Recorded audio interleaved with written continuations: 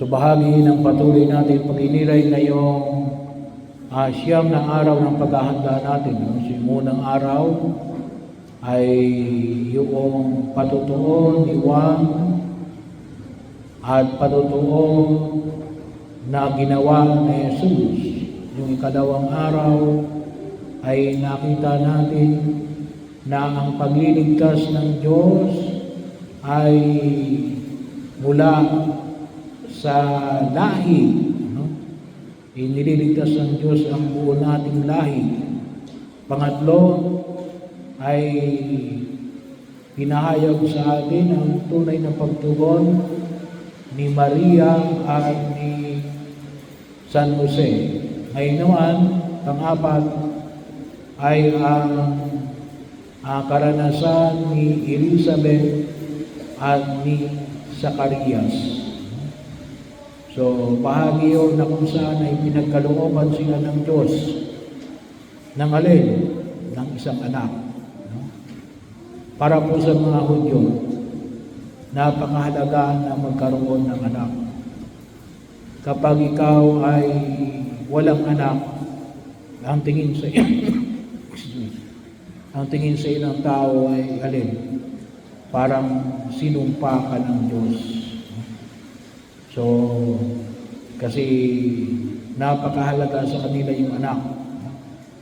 Kaya binibigyan na higit na pagkilala yung anak na isisilang, lalong-lalo na sa bayang Israel. Kasi hindi lamang sa individual na katatayuan, at isabi nga natin, ito ay continuation ng lahi at yung survival ng isang bayan. Kaya nga, sabi nga natin, continuation ng lahi, sapagkat kapag walang anak, walang magmamana. Walang magmamana mula sa lahi mo. Hindi lamang yung kayamanan, kundi higit sa lahat, yung iyong katatayuan. Napakahalaga o para sa mga Hudyo. Kaya nga may batas sa kanila na kapag namatay yung lalaki na walang naiwan ng anak doon sa asawang babae, yung susunod na kapatid ang siyang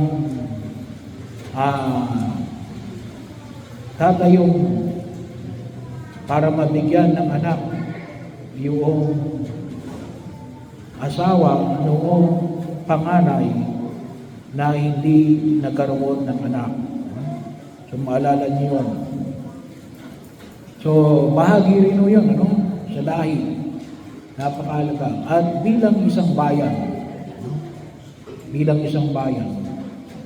Kaya nga po, sa ngayon, ay may mga bansa na nangangamba kasi sila ay, kung tawagin natin, ay ang bawat bansa daw kasi kinakailangan ay magkaroon ng dalawang 2.5 o 2.3 na anak para makasurvive.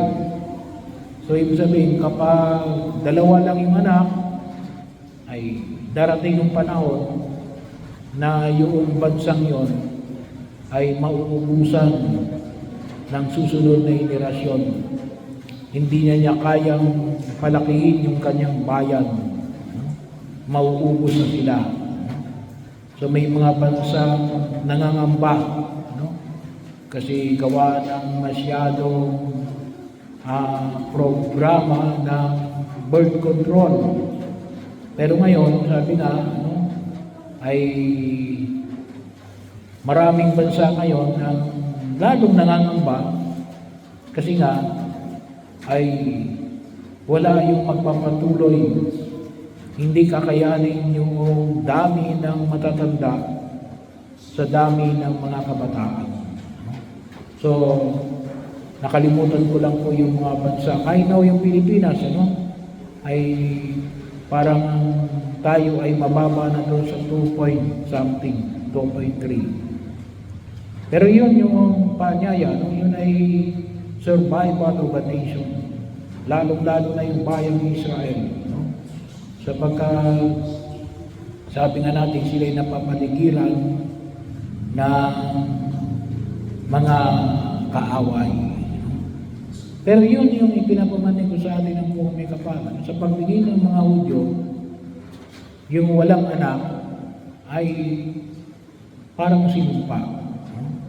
Kaya anong sabi ni Maria rito? Doon sa huli ni Elizabeth pala, ang sabi po rito ay ginawa niya ito upang alisin ang aking kadustaan sa harapan ng mga tao. Kasi bakit?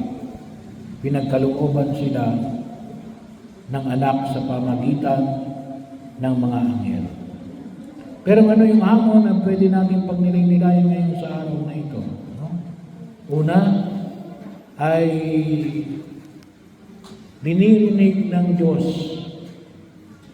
ang ating panalangin.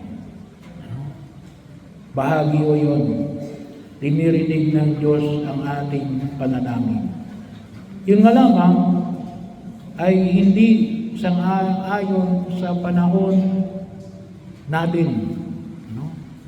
Kung minsan sabi nga natin tayo nagdarasal, nagdarasal tayo, walang masama na tayo magdasal kung ano man yung ipagdasal natin. Pero sana kaakibat ng ating panalangin ay sana maging bahagi ng alin na sang-ayon sa kagustuhan ng Panginoon. Katulad ni Elizabeth at ni Zacarias, sigurado, hindi naman binanggit dito, pero siguradong alin, sila ay humihingi ng anak. Kaya nga sabi ko sa iyo, very strong yan sa kanilang kultura at sa kanilang kalinangan bilang mga Hudyo. Kaya lamang, hindi sa panahon mga kumisan gusto natin. Ibinagkaloob naman ng Diyos kailan sa gitna ng kanilang katandaan.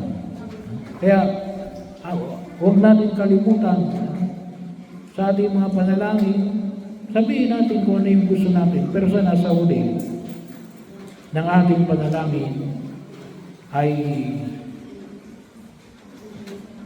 maging bahagi ng ating panalangin alin sang-ayon sa iyong kagustuhan. Hindi sang-ayon sa kagustuhan natin. Ginawa yung maging maliwanag sapagkat pagkakataon ang makita natin katulad ng ibinigay ng Diyos kay Zacarias at kay Elizabeth. Kaya kaakibat din ito ay sabi nga ay hindi makapaniwala, hindi makapaniwala si Zacarias. Bakit? Kasi nga matanda na sila. Gawa ng kanilang katandaan. Kaya gawa ng kanilang pagdududa ni Zacarias, anong sabi ng Anghel Gabriel? Mapipipi ka. Dumarating din yung pagkakataon ng tayo ay hinahamon sa ating pananampalataya. Kaya napakahalaga yung pagpapalalim ng ating pananampalataya. Nais na ipakita ng Diyos na na yung kagustuhan na ito ng pagkakaroon ng anak ay isang tunay na pagkilos ng Diyos at kinakailangan natanggapin natin isang ayon sa kalooban ng Diyos. Kaya mahalaga hindi masama na humiling tayo kung ano yung kagustuhan natin. Pero sana sa gitna ng ating kailingan, masabi natin mangyari nawa sa amin ang iyong kagustuhan. Kung ano nawa yung kagustuhan mo, Panginoon, yun ay aming lubos na tatanggapin. At yun ang maging bahagi nawa ng ating pagkilos sa daigdig na ito. Pero magtiwala tayo na ipagkakaloob ng Diyos. Yun nga lamang, hindi tayo pwedeng mamili. Pero yung kagustuhan ng Diyos na maialis tayo sa kadustaan at sa kahirapan ay maliwanag na bahagi ng kanyang plano sa bawat isa sa atin. Kaya mahalaga yung pagninilay sa kalooban ng Diyos.